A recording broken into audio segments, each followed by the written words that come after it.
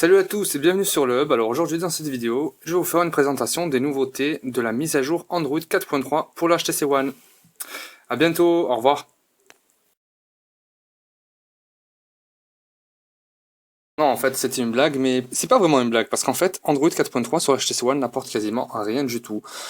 Tout simplement parce que les nouveautés que Google a inclus dans Android 4.3, dans son Android 4.3, c'est-à-dire Android 4.3 pur, Android stock ou Android vanilla encore comme certains aiment l'appeler, je vais arrêter là, putain. Et donc, toutes les nouveautés qu'a apporté Google sont déjà disponibles sur le HTC One depuis le jour de sa sortie sous Android 4.1. Donc, parmi les nouveautés notables d'Android 4.3 par Google, on note l'arrivée, par exemple, du support pour la norme Bluetooth Low Energy ou Bluetooth Smart, je crois. C'est une nouvelle norme Bluetooth qui va permettre d'utiliser, par exemple, de se connecter à différents accessoires comme les montres connectées ou encore les bracelets d'exercice, comme beaucoup d'entre vous utilisent, de se connecter avec une consommation d'énergie très faible, quasi indécelable, et surtout l'OpenGS EL ou l'OpenELGS 3.0, qui est une norme aussi pour les jeux, en fait, tout simplement pour les jeux sur mobile, au niveau des graphismes et compagnie. Je suis pas un expert, donc je vais pas trop m'attarder sur ce sujet. Autre nouveauté d'Android 4.3, c'est sur le clavier téléphonique. Bon là, je vais pas vous le montrer, sinon vous allez voir tous mes contacts, ça va pas le faire. Sur le clavier téléphonique, dès qu'on commence à taper par exemple un numéro, ben ça nous propose tout simplement le contact qui est en rapport avec les chiffres qu'on vient de taper. Et ça existe chez HTC depuis le tout début de la création de Sense, c'est-à-dire on va remonter à 2008-2009. Donc voilà, aucune nouveauté, absolument aucune, si ce n'est une petite, je sais même pas si on peut appeler ça une nouveauté, c'est dans les vidéos highlights. Maintenant, on va pouvoir sélectionner sa propre musique, sa propre musique. On pourra ajouter la piste musicale de son choix, en plus de celles qui sont disponibles avec les thèmes visuels. Voilà. Dès qu'on choisit un thème visuel dans les vidéos highlights, il y a une musique qui va avec. Voilà. Maintenant, si on veut, on pourra sélectionner sa propre musique. Bon là, la mémoire de mon téléphone est complètement vide, donc il n'y a aucune musique. Voilà, on va sélectionner ça par exemple.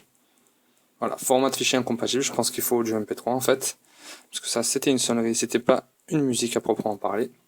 Donc voilà, aucune nouveauté, donc vraiment aucune, à part la sélection de sa propre piste sonore pour les vidéos highlights. Et je sais pas si vous pouvez le voir, mais l'animation, l'animation d'ouverture et de fermeture du tiroir d'application est légèrement différente. Il y a un effet de fondu un peu plus prononcé, on va dire. Voilà. Donc voilà, strictement aucune nouveauté. C'est donc une vidéo qui ne sert strictement à rien. Et on se demande encore pourquoi HTC a fait cette mise à jour. Peut-être un peu pour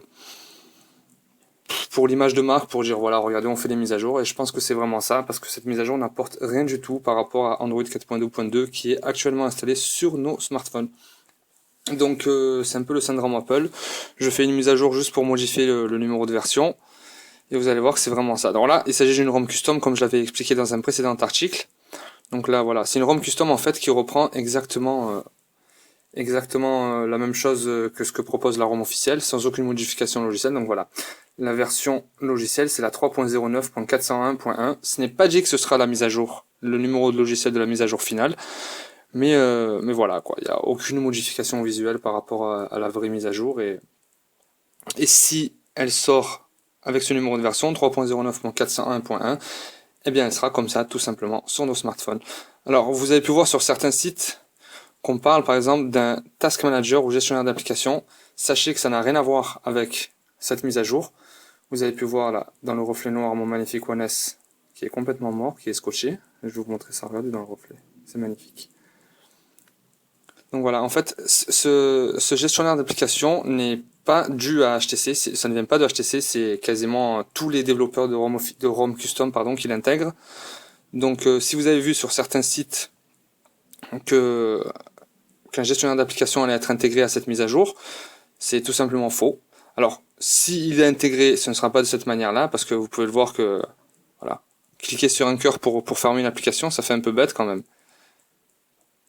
Tout simplement, c'est tout simplement en fait les développeurs qui mettent ce genre d'outils dans leur ROM custom. Voilà. J'espère que vous m'avez compris, j'ai un peu bafouillé, mais bon, c'est pas grave. De toute façon, cette mise à jour n'apporte rien du tout et cette vidéo ne sert à rien du tout. Je vous dis à bientôt pour de prochaines vidéos qui, elles, j'espère, seront intéressantes. Ciao, ciao.